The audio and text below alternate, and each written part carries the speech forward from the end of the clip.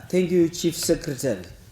Members of the Fourth Estate, Cabinet received the update on the 2023-2024 Summer Crops Marketing and Food Security Outlook Report from March 2025 and the 2024 Winter Cereals Plan as presented by the Minister of Lands, Agriculture, Fisheries, Water and Rural Development, Honorable Dr. A.J. Masuka. The country's food balance sheet to March 2025 indicates that 6.2 million rural population will require food assistance. Taking into consideration the rural population requirements to March 2025 and the school feeding program to April 2025, the maximum amount of grain required is 465,000 metric tons. The current stocks in the strategic grain reserve, comprising wheat, maize, and traditional grains, are at 265,000 metric tons, excluding 32,000 metric tons imported by government of Zimbabwe to date. The 200,000 metric tons shortfall will be met by the winter wheat harvest surplus on the national annual requirement estimated at 240,000 metric tons, as well as additional grain imports by government estimated at 300,000 metric tons. Meanwhile, the government of Zimbabwe will accelerate depot-to-depot grain movement for the current period of August to October 2024. The Grain Marketing Board is now operating 50 agro shops supported by 12 hammer mills, mostly in rural areas, and peri-urban depots as part of the government's price stabilization thrust and to enhance product availability, accessibility, and affordability. The commodities sold at these agro shops include mealie meal, sugar, rice, salt, flour, soap, and cooking oil. Silo Foods complementary products include coffee, bran, dried carpenter, flour, grits, maize meal, salt, silo semp, and traditional mealie meal. The private sector is expected to import all stock feed requirements to March 2025 of 400,000 metric tons and urban maize requirements of up to 450,000 metric tons. To date, 567,000 metric tons has been imported. The import permits worth 1.8 million metric tons of maize are active. Regarding the Winter Cereals Plan, 121,982 hectares of wheat, 2,100 hectares of maize, 3,732 hectares of potatoes, 6,449 hectares of barley, and 3,000 hectares of seed wheat were planted. The wheat-based food security strategy is therefore sufficiently robust to meet our needs to March 2025.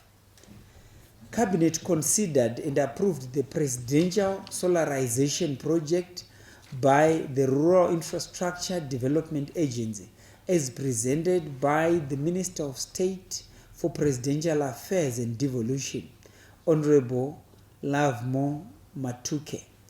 The project seeks to promote the rural industrialization development agenda and the realization of the Rural Development 8.0 strategy by expanding solar-powered infrastructure. Related benefits of the Presidential Solarization Project includes piped water system, nutrition gardening, livestock watering, and household usage of power for domestic household purposes.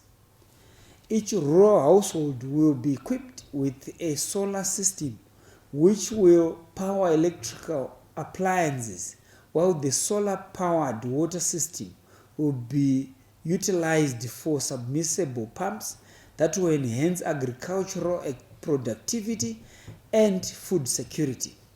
The system will be installed in remote locations which do not require considerable grid infrastructure. The Presidential Solarization Project will build resilient communities and develop the communities by utilizing non-polluting green energy sources. Cabinet received reports on progress made in the implementation of priority projects for the second 100-day cycle of 2024 as presented by the Ministers of Justice, Legal and Parliamentary Affairs and the Minister of National Housing and Social Amenities. The Minister of Justice, Legal and Parliamentary Affairs, Honorable Ziyambi Ziyambi, highlighted the following achievements in terms of projects under his purview: the regrading and rehabilitation and reintegration of 112 inmates at Anju Prison in Matabeleland North Province have acquired various skills in brick processing industry, whilst 80 inmates have been capacitated on seedlings and transplanting of various crops. At Mazoe Prison in Mashonaland Central Province, 20 inmates acquired skills in the interpretation of plans, foundation works, and bricklaying, while 50 inmates were capacitated in seeding and transplanting of cabbages and onions. Mutimurefu Prison in Mashingo Province, inmates were successfully capacitated with agro-based skills. Inmates benefited from agro-based skills at the 40-hectare wheat crop under the Sender Pivot Irrigation Facility at Urungwe Prison in Mashonaland West Province. The Chiredzi New Magistrate Court Complex is now 98% complete, while the Gwanda New Court Complex is 63% complete. The Mutawatawa New Magistrates Court is at 70% in terms of completion, whilst the testing of the integrated electronic case management system is ongoing. The Honorable Minister of National Housing and Social Amenities, Honorable Jemu Soda, highlighted the following achievements in terms of projects under his purview: the construction of the 4x3 story blocks of flats with 48 units in Dzivarasekwa, Harare, have been completed and commissioned by His Excellency the President, Dr. E.D. Mnangagwa. The construction of the 4x4 story blocks of flats with 64 units in Marondera is now at 83% in terms of completion. The construction of 19 civil servants housing units in Lupane has been finalized. The construction of 20 houses for Binga flood victims has been completed, and the construction of the other 17 houses is ongoing. The construction of the Mtawatawa Waiting Mothers Shelter is ongoing, and the ministry facilitated private sector projects such as the 723 stands and the construction of the 360 housing units of Batanai housing projects in Chinhoyi by the National Social Security Authority of Zimbabwe, 36 Marondera flats and 10 Churchill cluster homes by FBC Building Society and 72 Karobro flats by Homelink. Cabinet considered and approved the principles of the National Archives and Records Management Bill as presented by the Minister of Home Affairs and Cultural Heritage, Honorable Kazembe Kazembe. Cabinet notes that the amendment of the Principal Act has been necessitated by the need to modernize the operations of the National Archives of Zimbabwe and for the country to comply with international convention standards. Furthermore, the amendments will improve the enforcement capacity of the National Archives of Zimbabwe.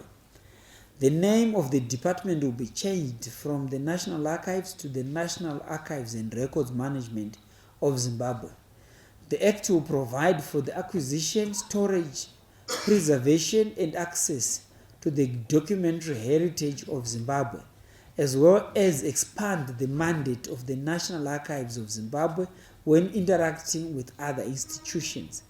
The amendment will make it mandatory for ministries and institutions in possession of public records to deposit them with the National Archives of Zimbabwe. Pertaining to access to public archives and public records, the principles provide for the following: access to archives in line with other relevant acts, the doctrine of confidentiality, access shall not be unreasonably denied, with the director compelled to give reasons where he or she denies access to archives or public records in possession of the National Archives of Zimbabwe, and the National Archives of the Zimbabwe Directorate should have access to historical records that have been declared protected, which may be in possession of private collections and public institutions.